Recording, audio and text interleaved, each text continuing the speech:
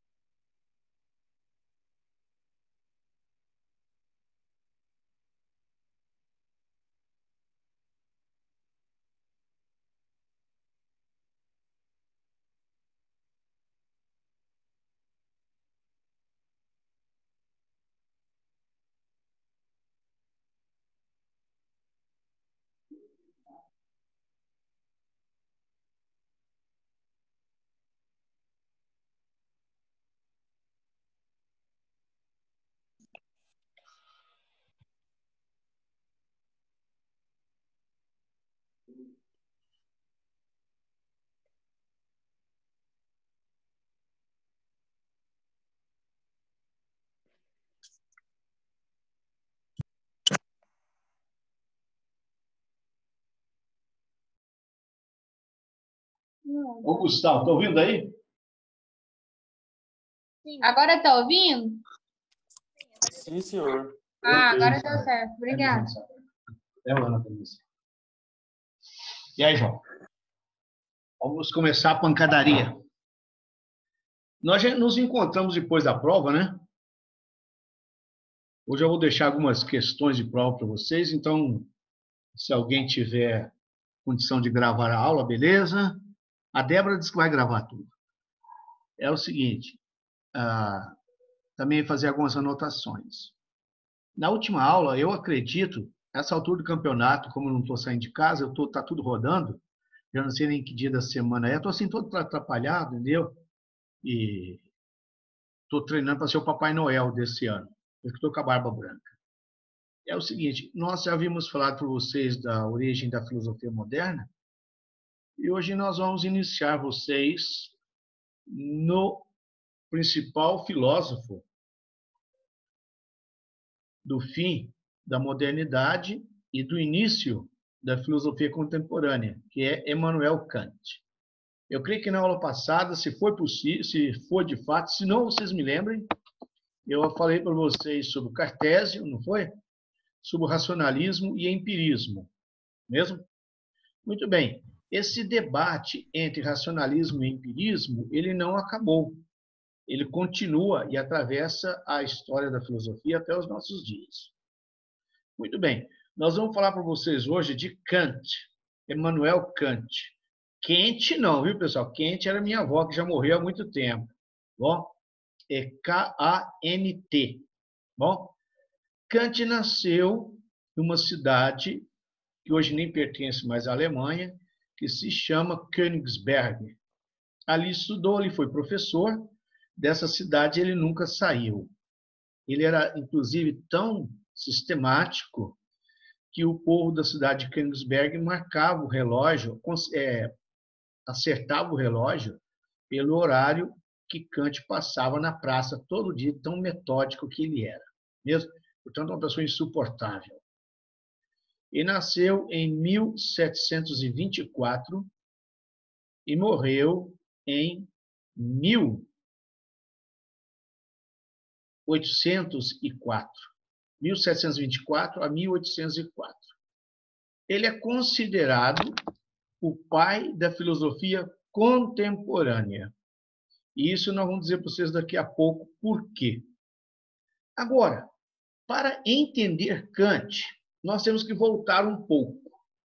Primeiro, entender a disputa que existia entre os filósofos, se o conhecimento surge nos sentidos e se os sentidos é o limite do conhecimento, e também se o conhecimento começa na razão e os sentidos não nos dão algum conhecimento. Ou seja, nós temos que pensar nas duas visões explicativas sobre o conhecimento humano.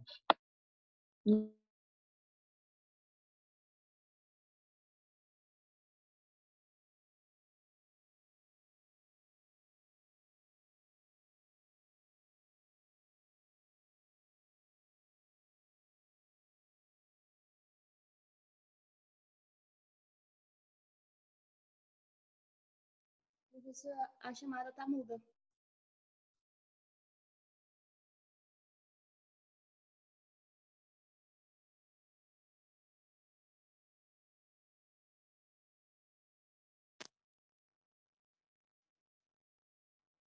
É, tá sem áudio, realmente.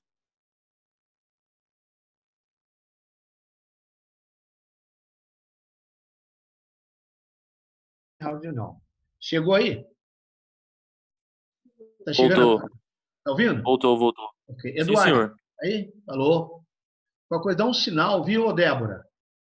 Pega uma vassoura e joga uma vassoura no professor que vai atingir aqui.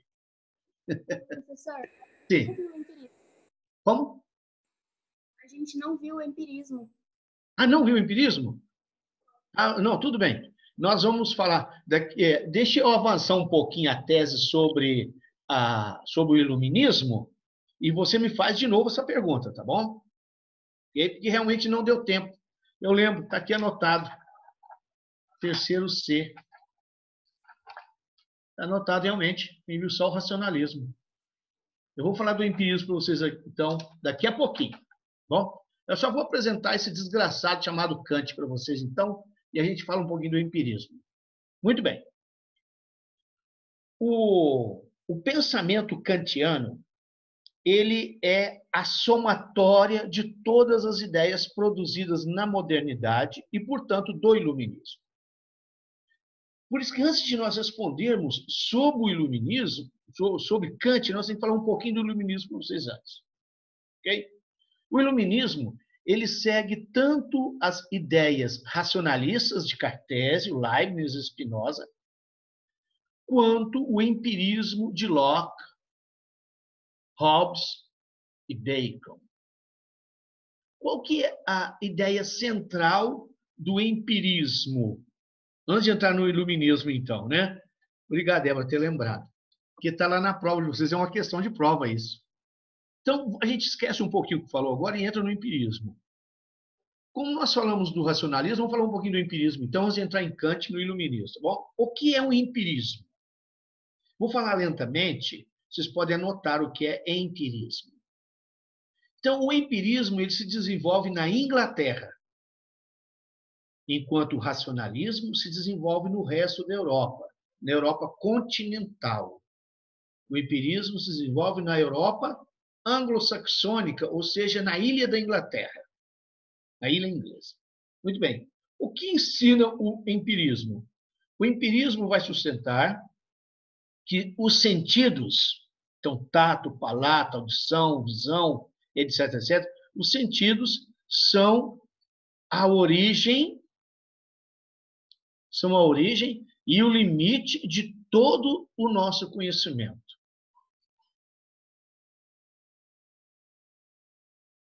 Os sentidos são a origem e o limite de todo o nosso conhecimento.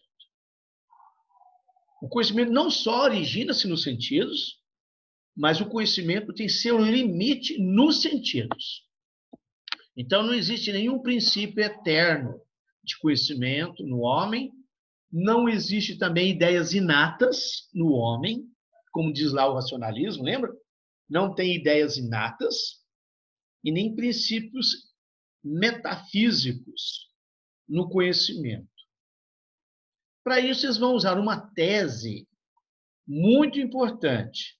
Viu, Débora? Que você anota, depois passa para a turma toda vai anotando. A Eduarda Sulino está anotando com toda a coragem lá, né? Nada, diz eles, nada chega ao intelecto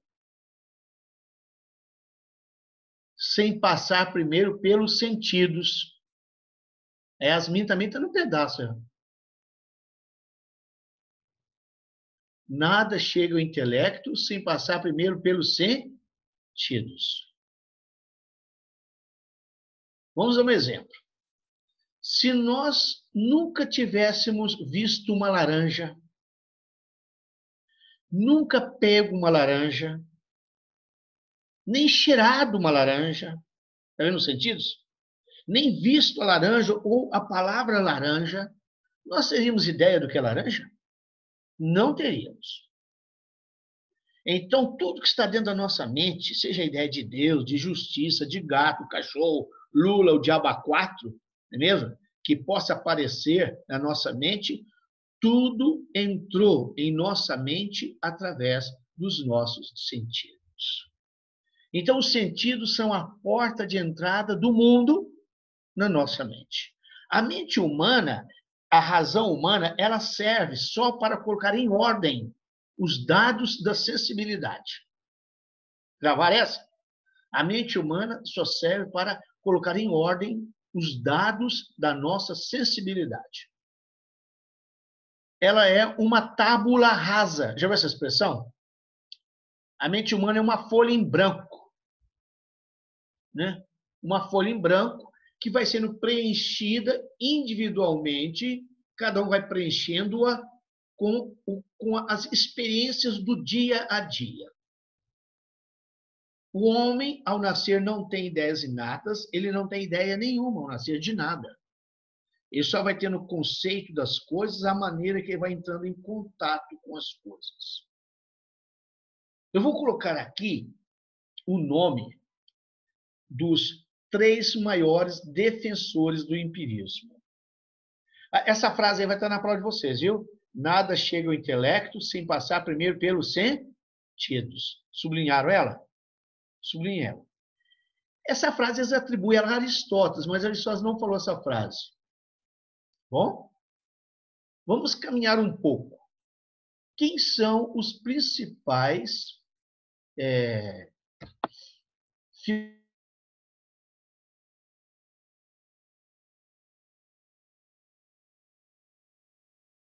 Liga o microfone, professor. Tá mudo de novo. Ouviu agora? É isso, ouviu? Beleza. Todas as vezes que eu mexo no celular, eu atrapalho no computador, eu trabalho tudo, porque eu não sei mexer com isso aqui, não. Meus meninos que me ajudam. Eu só entendo de vaca, bezerro, essas coisas. Isso aqui me causa um mal-estar tremendo. Esses dias, acho que a Débora orientou de lá e de cá, senão não teria feito nada. Vamos tocar o barco adiante. Voltando ao assunto de vocês. Vamos citar para vocês o nome de 3 filósofos empiristas. Porque lá na prova eu vou pedir racionalistas e empiristas. Os racionalistas são racionalistas Cartésio, Leibniz e Spinoza. São os 3 principais racionalistas. E os empiristas? Bacon, Francis Bacon. Traduzindo para o português, o Chiquinho Toicinho defumado. Ninguém deve esquecer isso, viu? Bacon. John Locke. L-O-C-K-E. Não Luke, Locke. Cadeado mesmo, trava. E o outro, David, não é o David Copperfield, não. David Hume. Hume se escreve assim, H-U-M-E. David Hume. Muito bem. Vocês poderiam perguntar para mim e falar assim, professor Antônio, como professor de filosofia, de lógica, quem está certo? Quais as pessoas certas? Quem defende o racionalismo, que vai dizer que todo conhecimento verdadeiro nasce e se desenvolve só com a razão? Ou os empiristas que afirmam que o conhecimento nasce só dos sentidos, e os sentidos são o limite do nosso conhecimento? Olha, todas as 2 teses têm verdades. Não vem aqui a questão da discussão. Quem vai solucionar isso e criar uma doutrina sintetizando essas 2 teses será Immanuel Kant, que nós vamos ver hoje com vocês. Eu não sei se ficou mais ou menos explicado o que é empirismo. Se tem alguma dúvida, eu estou aqui com 15 alunos participando, mesmo, ou pelo menos entraram aqui. Se alguém tiver alguma pergunta, fique à vontade. Ok? Muito bem. Caminhando adiante. Professor, Sim. quais são os principais autores do racionalismo que o senhor falou? Vamos lá, Sulino. Vamos colocar lá, Eduardo. Cartésio, que é o mesmo Descartes, viu? Mesmo nome, Cartésio. Leibniz, se escreve Leibniz. E Spinoza.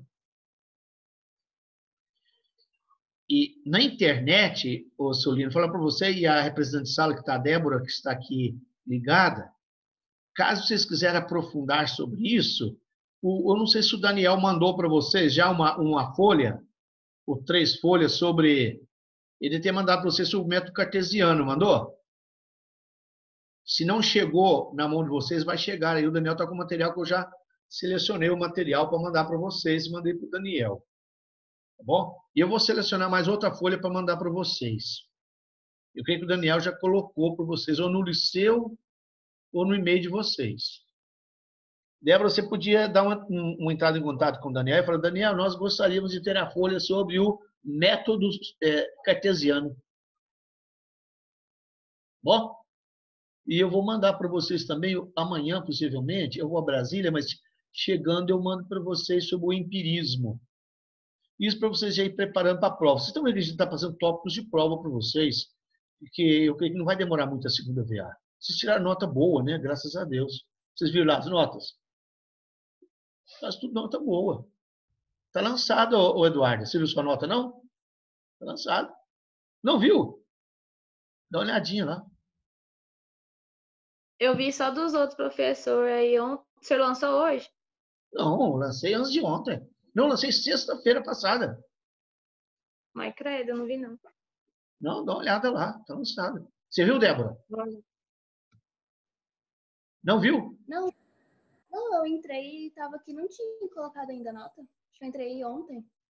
É possível. Eu já lancei essa nota lá. Eu vou fazer o seguinte, eu vou na secretaria amanhã saber por quê.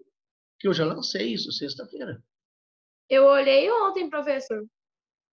Estranho. Só que aí do senhor eu acho que não tinha mesmo, não. Engraçado. Eu vou fazer o seguinte, eu vou ligar lá na secretaria daqui a pouco e perguntar por quê, porque eu lancei. O sistema refugou, não sei o que eu posso fazer. Mas eu vou dar uma olhada depois. Mas vamos tocar o barco adiante. Isso aí não é problema, porque as atas já estão feitas. Bom, muito bem. As notas de vocês foram boas. Vamos entrar em vocês agora, o que é o iluminismo?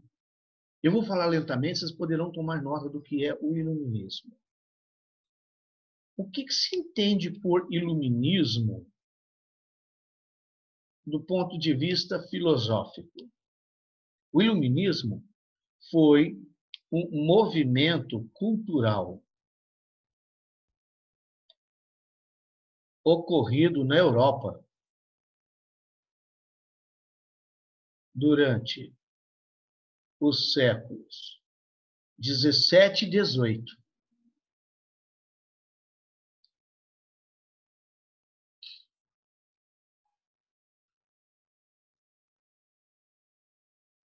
Tendo como principal característica uma confiança ilimitada. Uma confiança ilimitada nos poderes da razão humana. Não é uma confiança qualquer, vocês entenderam? Uma confiança ilimitada nos poderes da razão humana.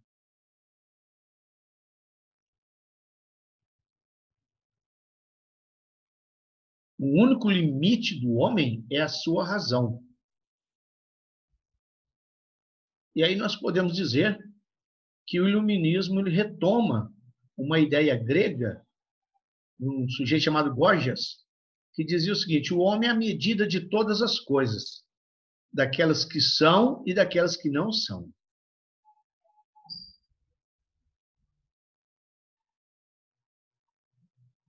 Duas coisas que vocês têm de estar aí pegando pesado no iluminismo. A data que ele desenvolve, okay? Ele é a síntese da modernidade, Então, quando que ele surge? O século 17, 18. Depois, essa confiança ilimitada nos poderes da razão humana. Ou seja, o homem não precisa mais de Deus, não precisa mais do passado para se orientar. Ele é senhor da própria história. Então, agora estão aparecendo aqui, ó, a Sara Vivian vai entrar, e a Kellen Letícia. Vamos colocá-las aqui no meio do papo também. Muito bem. Vamos colocar outra característica do iluminismo. Primeiro, essa confiança ilimitada nos poderes da razão humana. A segunda característica do iluminismo é o antitradicionalismo.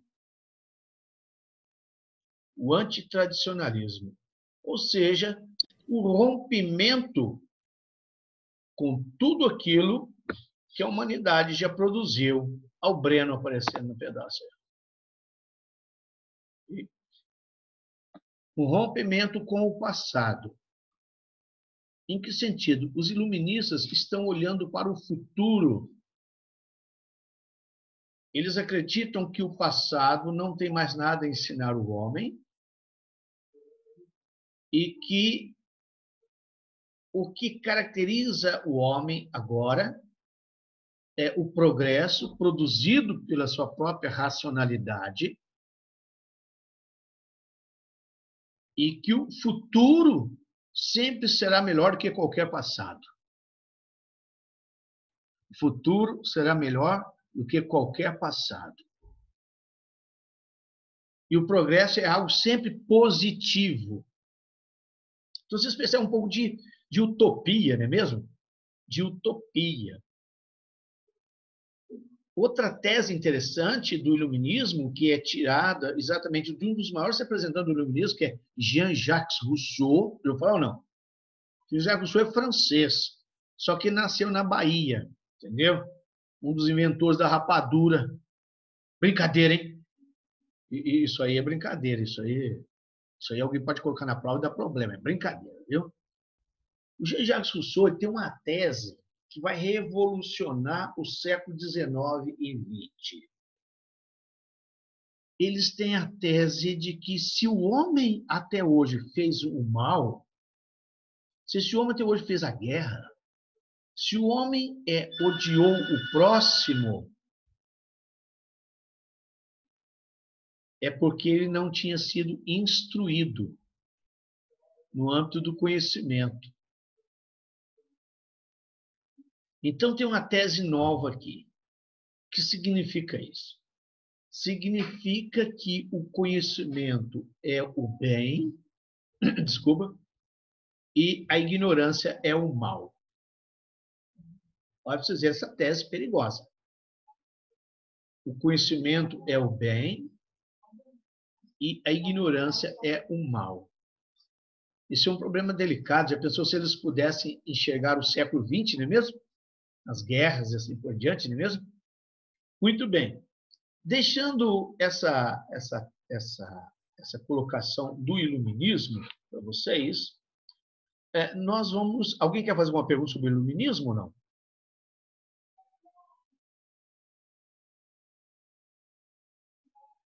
O que a palavra iluminismo é? Iluminar, né? Mas iluminar o quê com o quê? É iluminar a razão humana com a própria razão humana, entendeu?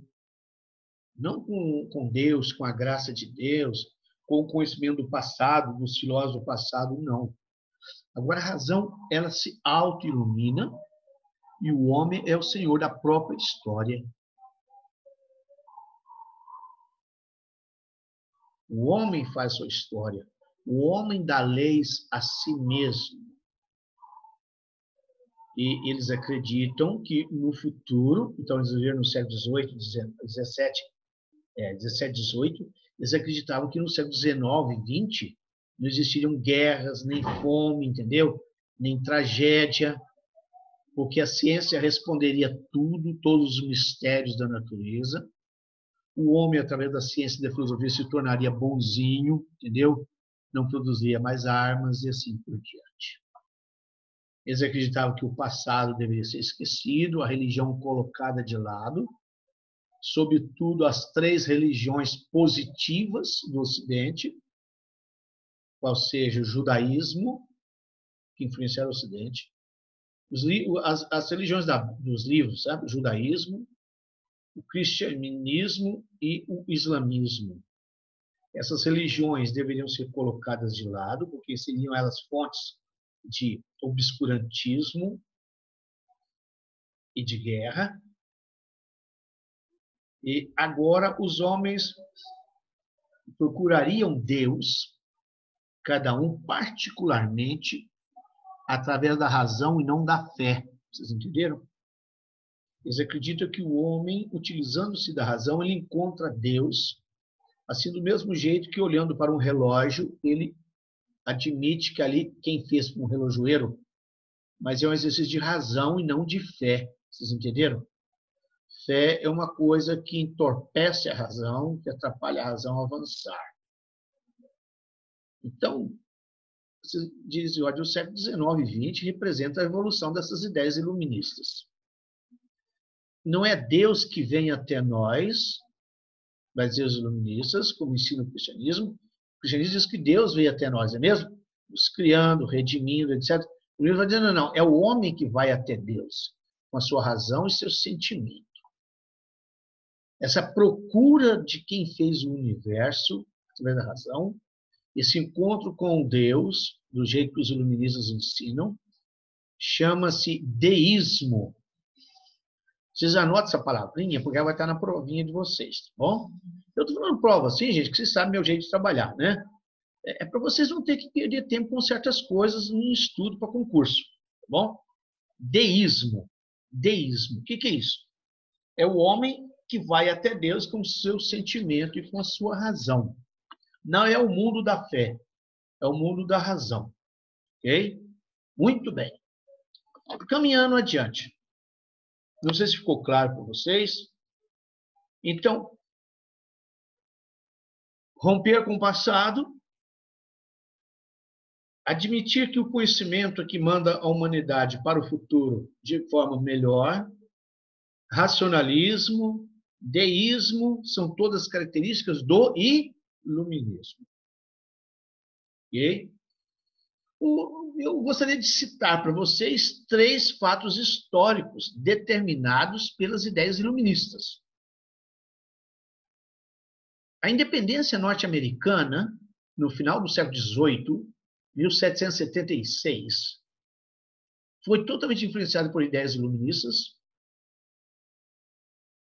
A Revolução Francesa de 1789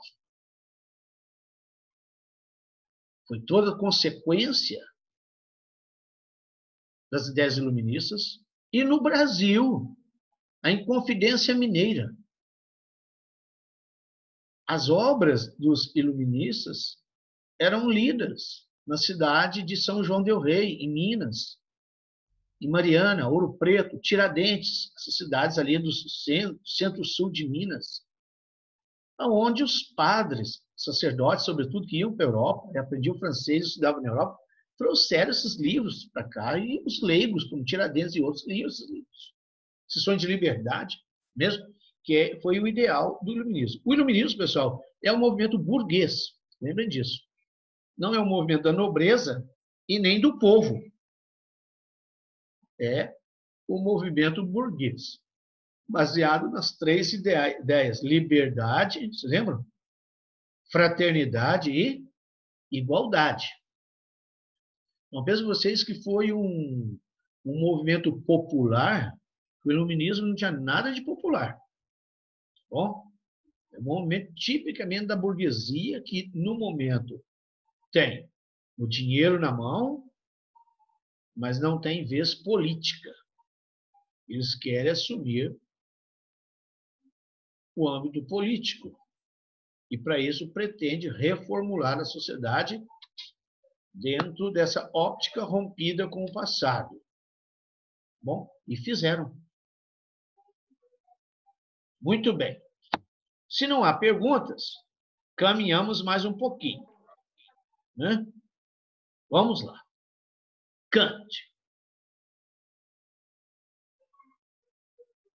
A filosofia de Kant, ela espelha esse momento. Ele é alemão, talvez o maior filósofo alemão. Ele é o pai da filosofia contemporânea, devido ao que ele fez em filosofia. Assim como Tales de Mileto é o pai da filosofia grega e ocidental, Agostinho é o pai da filosofia medieval, Cartésio é o pai da filosofia moderna, Kant é considerado o pai da filosofia contemporânea. Quais são as principais obras de Kant? Pessoal, Kant é tão importante para o Ocidente quanto Aristóteles, tá bom? Então é bom saber o nome de algumas obras, porque se isso aparece em concurso aí, mesmo Gustavo quer ser embaixador, a Yasmin quer ser, acho que não sei o quê. A Eduarda colocou na cabeça ser presidente da República, vamos votar nela. A Débora quer ser também do mundo diplomático. Então essas coisas a gente tem que saber para poder conversar com os europeus e americanos. E quem estuda na UNB e na USP, mesmo nas federais. Kant escreveu 3 críticas. Então, nós temos, primeiro, a crítica da razão pura.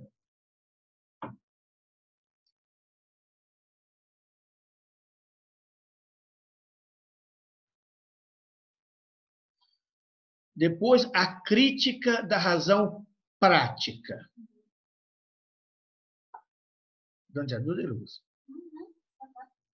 Depois, a crítica do juízo.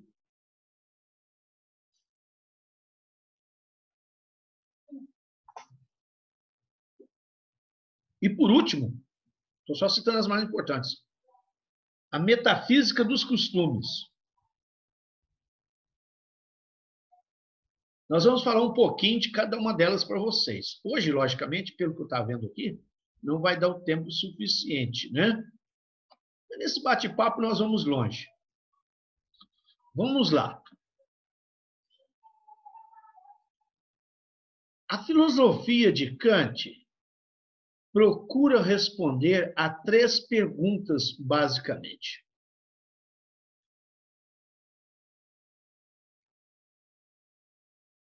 Yasmin está rindo, hein, Yasmin? A foda, Yasmin. Gustavo está gravando tudo, né, Gustavo? Isso aí. E vocês também aprofundam esses tópicos de filosofia para vocês me substituírem no futuro. Eu falei tudo, vocês vão fazer isso, fazer aquilo, fazer isso, e não citei pessoas que vão ser professores, tá bom, gente? Nós precisamos de professores. Não ganha tão mal, não, viu? Até sobrevive. Vamos lá.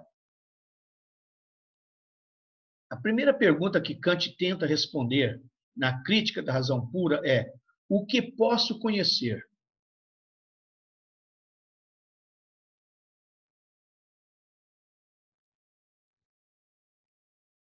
A segunda pergunta que Kant tenta responder na crítica da razão prática é: o que posso fazer?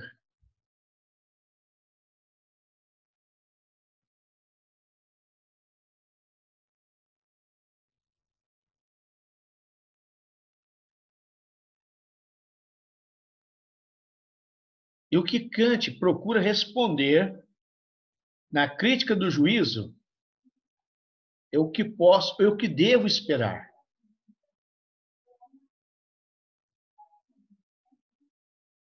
O que devo, então, vou repetir as 3 perguntas. E aí elas não vão trabalhar no nosso próximo encontro. Bom? O que posso conhecer, o que posso fazer e o que posso ou o que eu devo esperar. Bom? Muito bem. Para concluirmos o nosso encontro de hoje, que eu estou preocupado com a questão das notas de vocês, que eu vou lá agora olhar isso, que eu lancei tudo sexta-feira. A pergunta é que eu quero que vocês coloquem um títulozinho: a Revolução Copernicana. A Revolução Copernicana operada por Kant.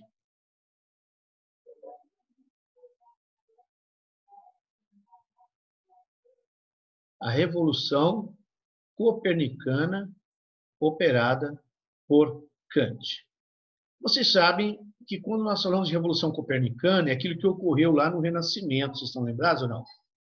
Que Copérnico e Galileu Galilei e outros filósofos e cientistas demonstraram, através da matemática e da observação, que não era a Terra o centro do sistema solar, mas o Sol o centro do sistema solar. Naquela época falava que era o centro do mundo, sabe, o centro do universo. Mesmo? Esse acreditava que o universo fosse só o sistema solar.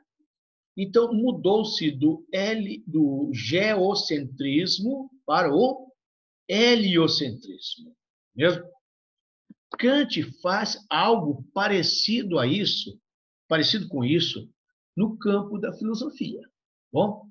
Então, lá na avaliaçãozinha de vocês, vai surgir também uma pergunta assim, em que consiste a revolução copernicana realizada por Kant em filosofia?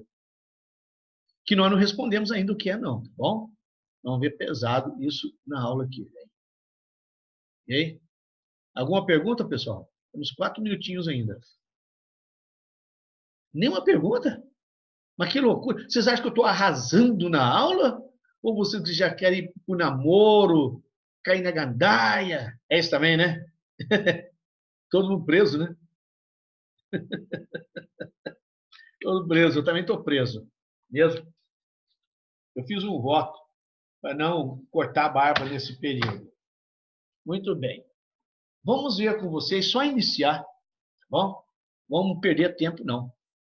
Vamos iniciar com vocês em que consiste a revolução copernicana em filosofia operada por Kant, tá bom? Eu vou falar lentamente, vocês podem mandar bala, e é uma das coisas que quando alguém vai ser professor de filosofia e entra numa banca, todo mundo pergunta isso para o futuro professor. Que se ele der conta de explicar isso que eu vou explicar para vocês agora, ele será um bom professor. Se não, manda ele embora para casa. Mesmo? Pior ainda se ele disser Kant, no lugar de Kant, né? Muito bem. Presta atenção no que vamos falar. Veja bem, Kant, ele é de 1724, que ele nasce, e morre em 1804. Então, quando se falou em filosofia pela primeira vez no Ocidente, nós estávamos há uns 600 anos antes de Cristo, com Tales de Mileto. Então, se nós somarmos, dá mais de 2000 anos, quando Kant nasceu, que a filosofia já vinha sendo desenvolvida. E toda a filosofia, vocês podem anotar isso, toda a filosofia antes de Kant,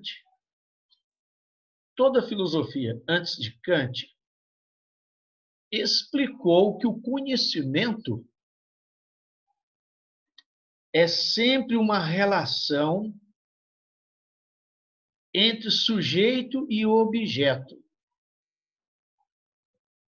Onde há conhecimento, pessoal, há relação. Relação entre um sujeito e um objeto. Esse objeto pode ser de qualquer natureza. Bom? Tanto matemático, físico, o escambau que for. Para se ter conhecimento, é sempre conhecimento de alguma coisa, é o sujeito conhecendo alguma coisa. A filosofia, desde as origens, ela afirma que um conhecimento, para ser verdadeiro, é aquele conhecimento que representa, de fato, o objeto tal como ele é.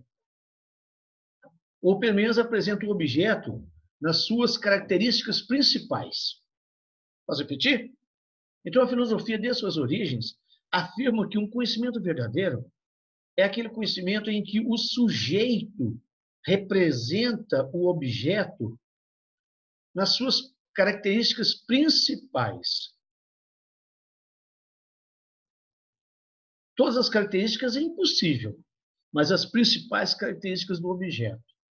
Assim, vocês vão entender que a filosofia ocidental coloca sempre o objeto como fator determinante do conhecimento. O fator determinante do conhecimento é o objeto. Quanto mais um conhecimento for objetivo, mais ele será considerado verdadeiro. Seguir isso? Ou seja, o objeto é o que determina a veracidade de um conhecimento. Quanto mais o conhecimento retratar o objeto, mais aquele conhecimento é objetivo, é verdadeiro. Kant simplesmente inverteu esse processo.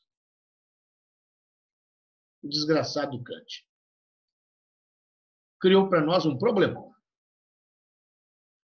E vai dizer o seguinte, olha, até hoje o conhecimento foi explicado tendo o objeto como fator determinante.